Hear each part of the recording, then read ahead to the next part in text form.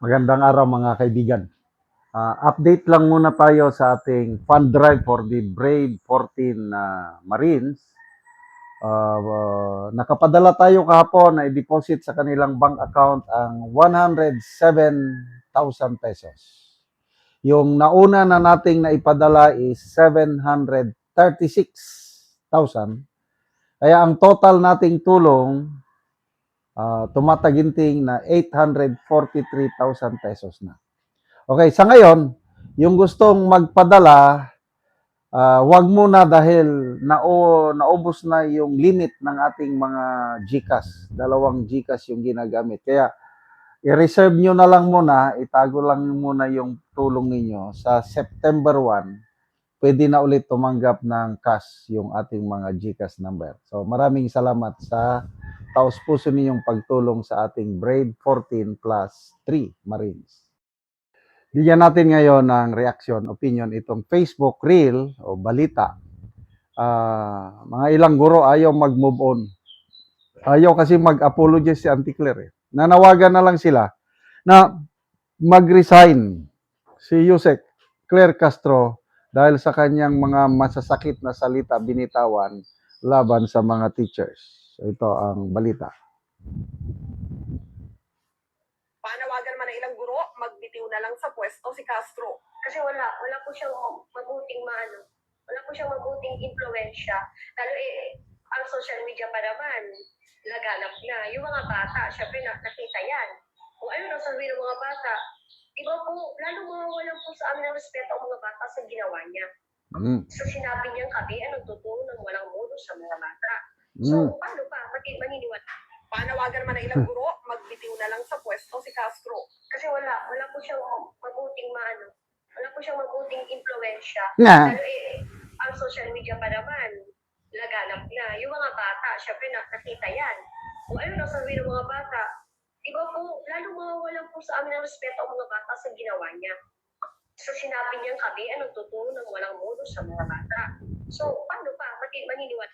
Panawagan man ng ilang guro, Yan.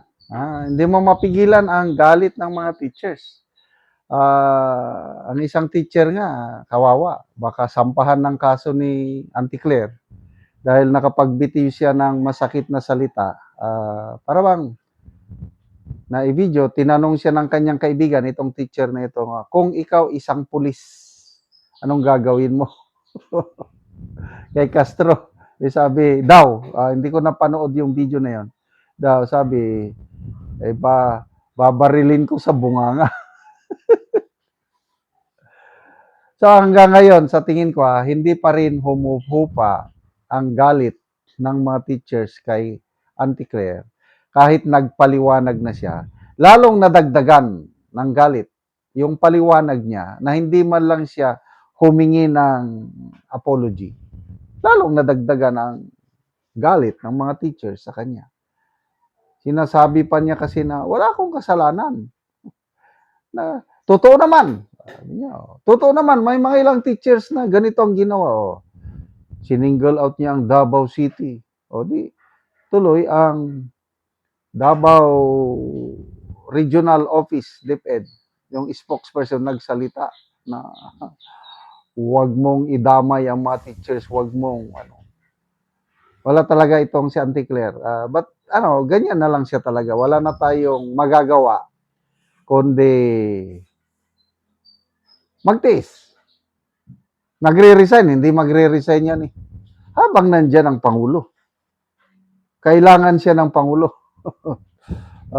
But hindi nare-realize ng Pangulo na instead na makatulong sa kanya si Auntie Claire, lalong bumababa ang ratings ni Pangulo Marcos Jr. dahil sa kanyang spokesperson.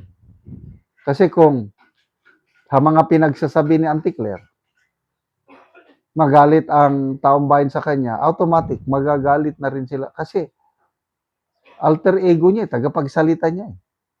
Tapos, ganyan lang mga sasabihin. Tapos, sabi niya, bugbog na ang Pilipinas ng fake news. Mga ganon. Sino ba ang pasimuno ng fake news? Sabi ni Attorney Baligod, kayo ang pasimuno. Ginagamit niyo ang pera ng taong bayan para magpakalat ng fake news.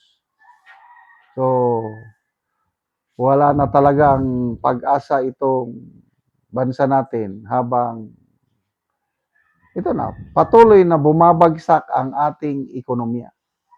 2.3% na lang ang ating economic growth for second quarter of 2026. So, anong maasahan natin? Tataas pa yan, no? Nagmamahal ang bilihin. Yung gyera sa Iran at US, tuloy pa rin. Instead na bumaba na yung crudo, gasolina, natuwan ako eh. Ngayon, tumaas na naman. Bakit? Dahil, hindi magkasundo yung dalawang panig at lahat yan, apektado tayo at peso to dollar rate. Yung huli kong na-monitor is 61.875. Malapit nang mag 62. So, foreign direct investment, pababa ng pababa. Ano pa? Tourist arrivals natin, pababa ng pababa. Ano na lang ang asahan natin ngayon? Yung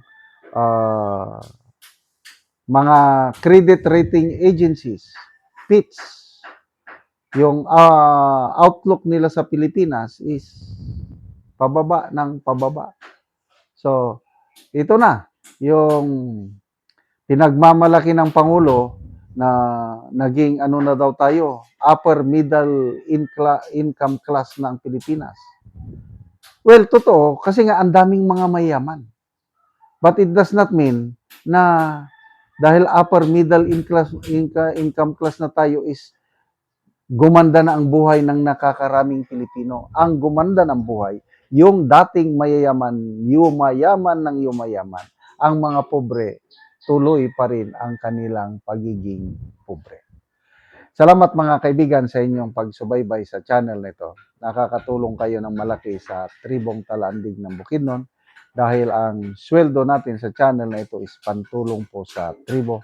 Namimigay tayo ng libreng yero at pako para makapagpatayo naman sila ng mas maayos na tirahan. Panoorin nyo ang video na ito. Sa balay ni Angkol Sinaon sa Lelo nga taga sitio Mauswagon sakop sa Barangay San Miguel, Talakag, Bukidnon. Sumuni siya ang natabangan sa hero kay ang iyang atop mga buslot na. Sumuni karon ang iyang pagapulihan sa gitabang nga yero. Kang kayong salamat sa among nadawat nga tabang sa mua nga nakilis mig atop. Buslot pa rin tao ng among atop.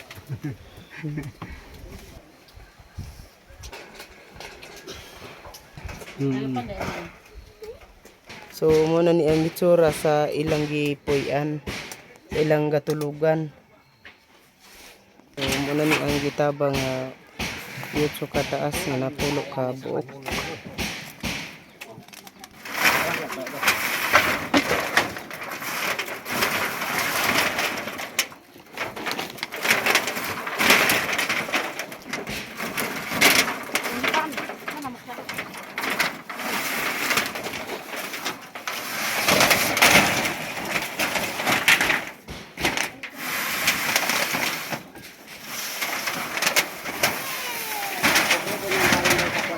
Dinenda sa bari no talagtasan te. Sapat te gan.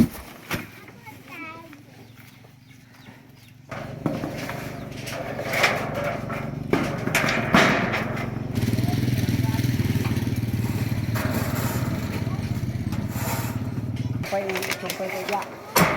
Pabalik na anday.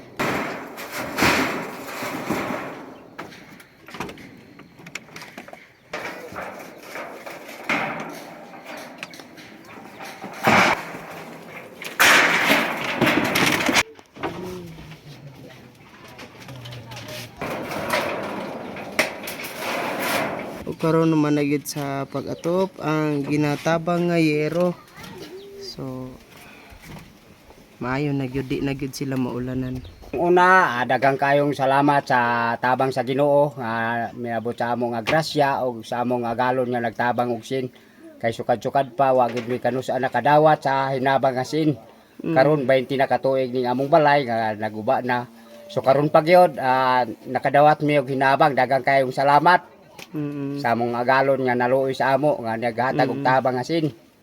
So, So manginaot mi ang nagtabang among agalon ang ginunay magabalo sa maayo ang ilang panlawas og tagaan sila pa og dagang panalangin nga tagaan pa siya nga sa mataas nga kinabuhi. salamat Daghang kayo. kayong salamat. Salamat kayo, Col.